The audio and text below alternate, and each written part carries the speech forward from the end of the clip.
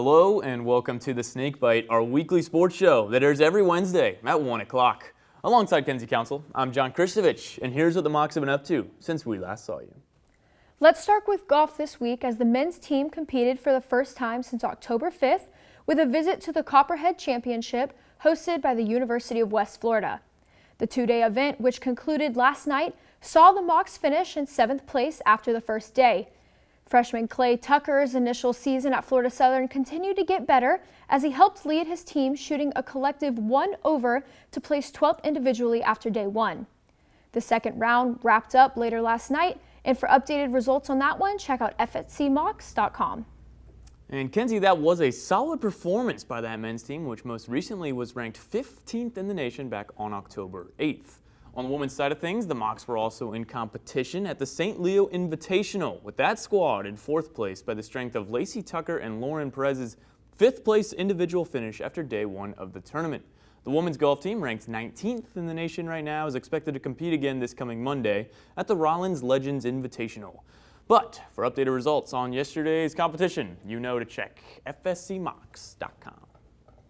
Let's head over to soccer. Both teams had a conference matchup this week, with the men competing on Wednesday night at home against Barry University. James Meehan tailed his second consecutive game-winning goal as the Mocs defeated the Bucks 3-1 on the strength of Mars Goye saves and, of course, Meehan's 5th goal of the year. The men are now on a 2-game winning streak against conference opponents and will try to keep their playoff hopes alive with a big game tonight at home against Eckerd. And as of today, Florida Southern is the second man out in the SSC standings with a chance to gain some more ground against Eckerd. With tonight being the last home match of the year, it'll be a big senior night against last place Eckerd. On the women's side of things, the team is 10th in the conference, coming off of a 1-1 draw with Barry, a game in which each keeper made 7 saves. The Mocs also battled Flagler College last Wednesday, losing that game 1-0 in a relatively non-consequential, non-conference bout. No rest for the Mocs as they head back on the road to St. Petersburg with a battle against Eckerd tonight at 7. The women's volleyball team was on the road this week, earning their 3rd consecutive 5-set win against conference opponents in a more dramatic fashion. After picking up an upset victory over Nova Southeastern 10 days ago, the Mocs beat both Eckerd and Rollins on the road in 5 sets to move to 3-0 on the season in 5-set matches. Erica Ronda broke into the history books with 7 aces against Eckerd, good for 4th all-time in a match, while Mackenzie Peterman notched 16 kills in the win over Rollins. This weekend, Florida Southern will be competing in the South Region crossover, where SSC teams will compete against teams in the Gulf South Conference for a chance to earn some non-conference victories. And those non-conference victories can be so important in volleyball, especially when you consider those at-large bids for the NCAA tournament. Let's move into swimming now, where there's a lot to talk about, especially as the conference released all-decade teams yesterday morning for men's swimming. The Mocs received many accolades, including SSC Swimmer of the Decade and SSC Coach of the Decade. Florida Southern's Jeb Halfaker, who swam here from 2011 through 2013, has 6 individual national championships under his belt and now has the honor of being named Swimmer of the Decade in the Sunshine State Conference. In all 3 years that he was swimming for Florida Southern, Halfaker was named Swimmer of the Year in the SSC and was named Male Athlete of the Year twice. Halfaker's coach in his time at FSC, Duncan Sherrard, was named the Coach of the Decade after leading the Mocs to 3 SSC titles and 5 NCAA team top 10 finishes. Other highlights for the all-decade team included 4 Mocs earning first-team honors, including Miguel Ferreira, Alan Gutierrez, Matthew Holmes, and, of course, Jeb Halfaker. Making the second team were Luis Jasso and Luis Rojas. In the last decade, the Mocs have won the SSC title 4 times, looking to add to that total in February, when this year's SSC Championships will be held in Clearwater, Florida. Until then, both the men's and women's swim teams have a series of matchups starting this weekend. The team will travel to Tampa on Friday, then St. Leo on Saturday for meets against conference teams. This past Friday, both teams traveled to Winter Park for a meet against the Rollins Tars, and they won big. The men's team picked up a win by the final score of 203-57, while the women won 158-104. For the men, the competition was over almost as soon as it begun, with the team placing first in every single individual event, while sophomore Jazzy Hoffman won the 50 and 100-yard freestyle events. and was named the SSC Women's Swimmer of the Week for the first time in her career. Earlier this week, our own James Simpson had the chance to sit down and chat with Molly Kennedy, a true freshman on that women's swim team.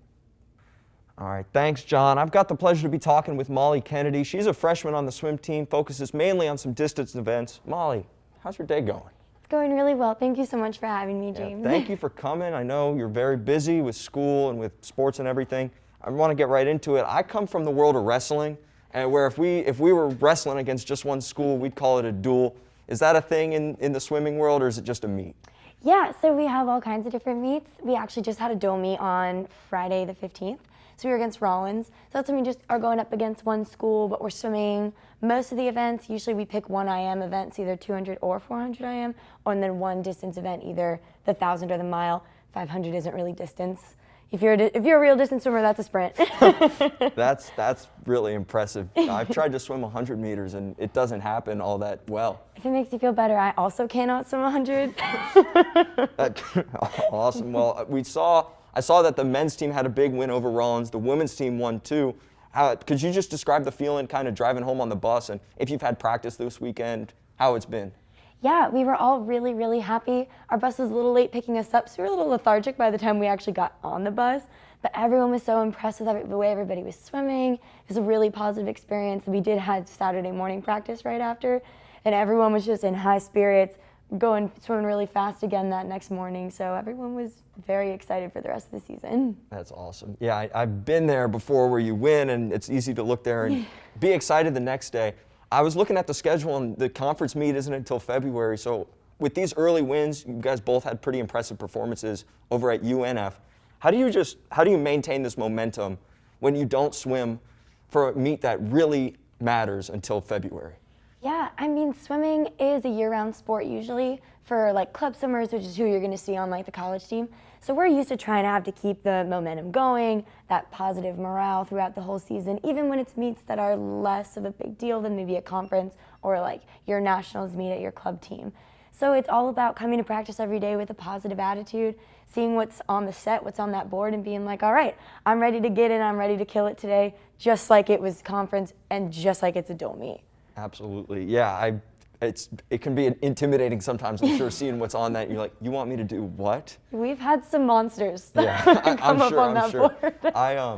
I was looking at the schedule, and seems to be a big lull in competition. You guys are pretty consistent up through the middle of November, and then it looks like you leave for Thanksgiving break and don't really swim a competition until the end of January. Is it tough to stay motivated in those breaks?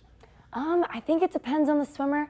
I would say for me, I love to practice. I love being a part of a team, because when you're at practice, that's when you're really making those big changes. You know, that's when I'm showing up every day and I'm like, today I'm going to be doing 5 underwaters off of every wall. And that's when I'm going to be doing faster turns, so that when I get to that meet in January, I can see a huge leap, a huge drop in time, and feel really, really good about where I am in my ability to race.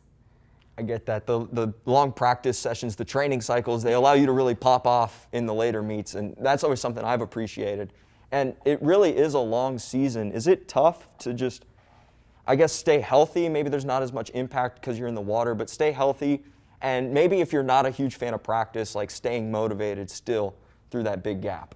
Yeah, I would say the biggest factor in terms of having this daunting season, this long season, is knowing that you've got a big team to have your back. If I'm not feeling it one day, I can talk to my friends and be like, hey, today's not really my day. I can talk to my coaches, and they can help me switch my focus. Like, all right, you're not feeling good in the water this week.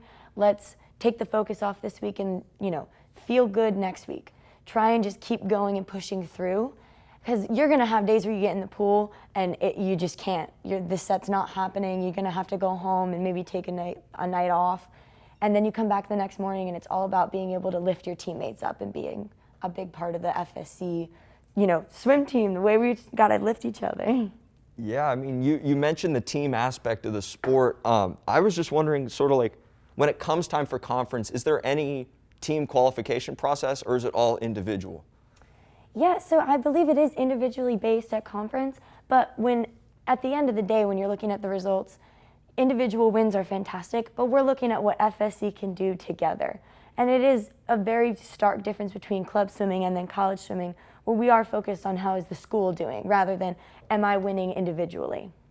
That's great. I mean, I know I would appreciate that being in the program. While we're on the subject of FSC as a program, it's consistently really solid. Right now, I feel like the men's team is arguably a top 25 team in the nation. But it's also not just considered like a program that's elite swim-wise. It's also considered one of the best programs to be a part of, culture, team-wise. Like, what has it meant to you to be able to swim here? Yeah, well, when I was doing my school search, I definitely was looking for a team where I could come in and feel like I was ingrained into it, like I was a functioning member of, the machine that is the FSC swim team.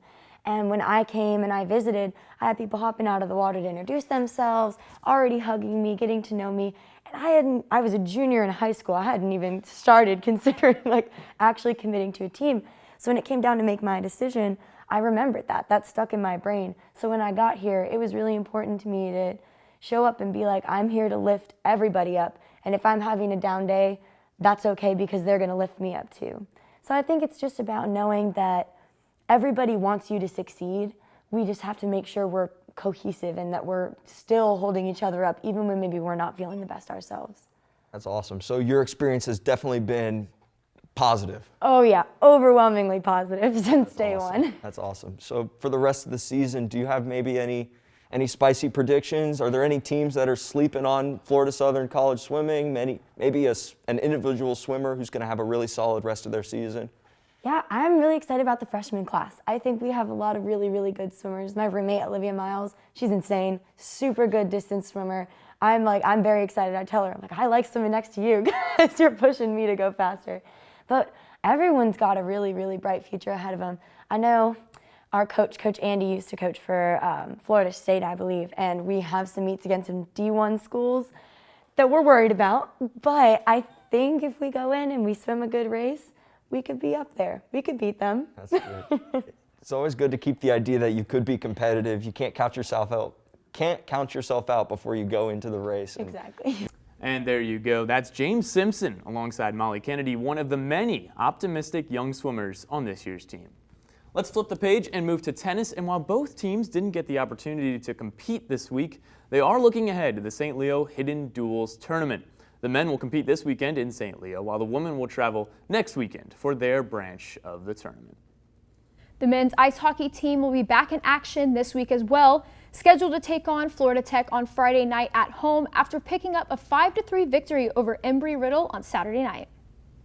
And finally, this week in Mocs history, on October 17th of 1985, Florida Southern's men's soccer team peppered Weber University with a school record 51 shots in a 5-0 victory.